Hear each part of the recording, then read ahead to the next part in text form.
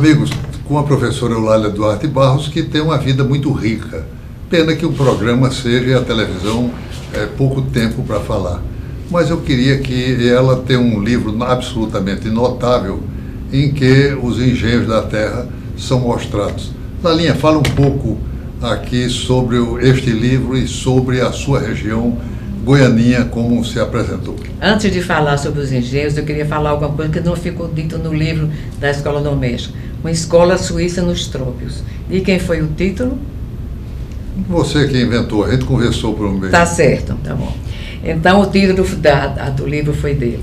Ele que me deu a sugestão, que eu achei fabulosa. Mas sobre os engenhos. Eu nasci no engenho e a minha infância foi uma infância talvez a mais feliz, porque foi uma infância livre, liberta. Meu pai tinha tido educação europeia, era uma pessoa de uma visão bem diferente da visão do povo de Goianinha. Não estou falando do povo de Goianinha, não. Estou dizendo que a visão dele era uma visão mais europeia. Mas minha mãe não. Minha mãe era de Goianinha e conseguia nos controlar. Mas a infância foi uma infância feliz. Andar a cavalo, tomar banho de rio, comer fruta, separar nas árvores para comer fruta e fazer tudo que uma criança que hoje não faz, pegada a nós de smartphone, não tem a vivência que nós tivemos. Os engenhos. Você sabe, todo mundo sabe, você deu explicar aos telespectadores, que a primeira riqueza do Rio Grande do Norte foi a cana-de-açúcar, né? Trazido pelos portugueses e aqui foi exportado para toda a Europa e foi onde a riqueza. E talvez por conta disso, eu não alcancei o Fausto dos engenhos, a riqueza, não, eu já alcancei os engenhos já com problemas financeiros, ainda não de dívida, mas não com aquela riqueza que os engenhos tinham. Mas os meus avós tiveram essa vida. A escravidão havia, mas era uma escravidão diferente do que se conta da escravidão dos Estados Unidos. Era a escravidão onde os escravos participavam da vida da casa, chamada Casa Grande. Aonde havia uma senzala, meu pai botou o nome de avenida. Em vez de ser chamada senzala, chamava-se avenida, eram 6 casas. Enfim, se comia na casa dos moradores. O morador, meu pai obrigava o morador a plantar um limoeiro, ter uma pocilga e uma vaca para cuidar, para dar o leite para a família. Então, fome não havia fartura. E outra coisa, quando o engenho moía, o caldo de cana distribuía para todos os moradores e o mel de furo. Não sei se você sabe o que é mel de furo, você sabe, né? Não sei se vocês sabem, talvez os telespectadores não sabem o que é mel de furo, é aquele mel que fica na calda para ser como é filtrado e vai até o final. Em cima fica o açúcar e o mel de furo é aquele que sai pelo aquele furinho do coisa. Aquele mel não era valorizado. No entanto, hoje é o mel mais valorizado pelas substâncias nutritivas que ele tem. Então, do engenho eu saí para o internato muito cedo.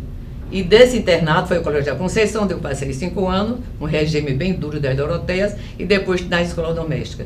Então, minha vida, eu voltava de férias, para mim era a maior felicidade, era voltar para o engenho.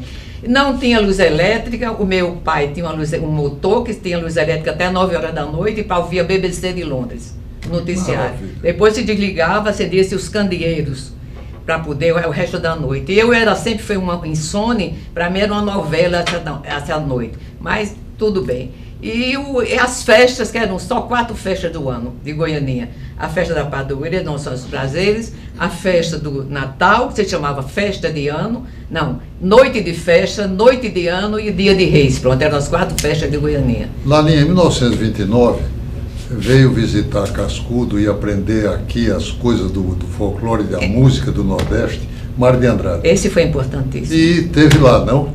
Teve lá, mas por quê? Aí entra Cascudo. Cascudo era amigo do meu pai. Amigo pessoal, porque estudaram juntos fora, né? Cascudo era de 1998, meu pai de 1997. Então, meu Cascudo era um ano mais moço que meu pai. Mas ele ia quando o engenho começava a moer, ele ia, que ele chamava a primeira butada. Talvez vocês não saibam o que é a primeira butada.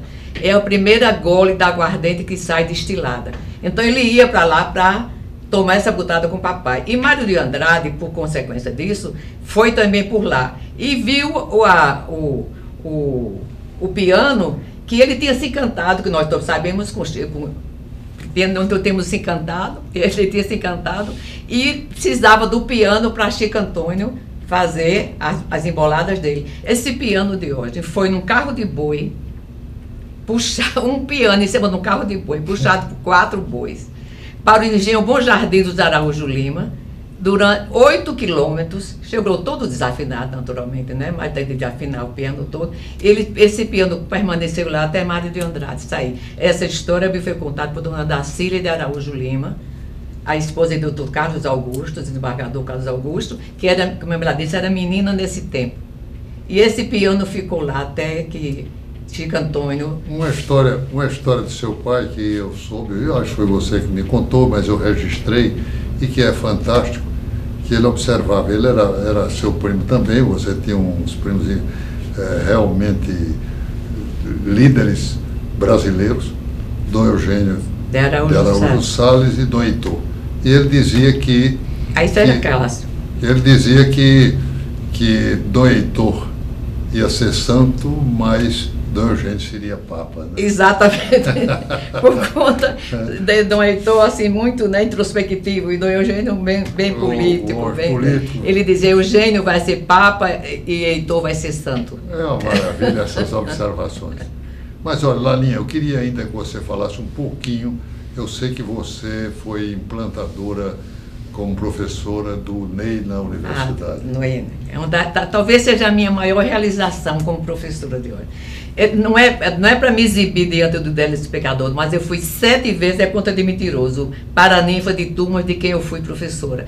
Mas a minha maior glória é ter sido fundadora do Ney, porque hoje é referência nacional em educação infantil. Dr. Quinho Chaves, Ana Maria Leite Corrêa de Mello, esposa de Paulo de Tarso, e eu formamos o Ney, que no princípio o Dr. Domingos queria criar como se fosse uma creche, e nós transformamos numa pré-escola, que foi referência, e hoje todas as professoras do Ney têm mestrado e a maioria doutorado. E é referência hoje. Isso é um encanto. É um encanto que eu tenho um aluno que foi meu, que hoje é formado.